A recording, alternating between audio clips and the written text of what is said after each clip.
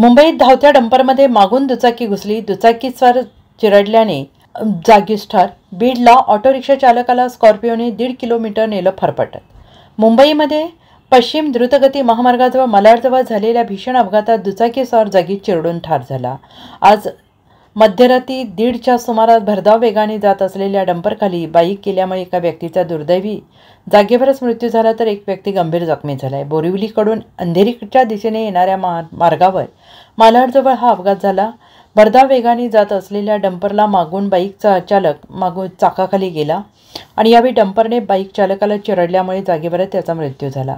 या घटनेची माहिती मिळताच कुरार पोलिसांनी घटनास्थळी धाव घेत बॉडी ताब्यात घेऊन शवविच्छेदन करण्यासाठी रुग्णालयामध्ये पाठवली. कुरार पोलिसांनी ADR दाखल करून यामध्ये चूक कोणाची आहे, कशामुळे हा अपघात झाला या संदर्भात अधिक तपास करत आहेत. दुसरीकडे बीडच्या माजल गावातील केसापुरीजवळ भीषण अपघात.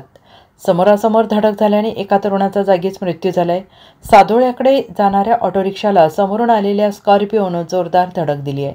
या धडकेनंतर स्कॉर्पिओने ऑटो रिक्षा चालकाला तब्बल 1.5 किलोमीटरपर्यंत फरफटत नेलं. या भीषण घटनेत शेख अमीर इलाही या तरुणाचा जागीच मृत्यू झालाय आणि एक जण या घटनेत गंभीर जखमी झालेला असून त्याला प्राथमिक उपचारानंतर संभाजीनगर येथे हलवण्यात आलेला आहे.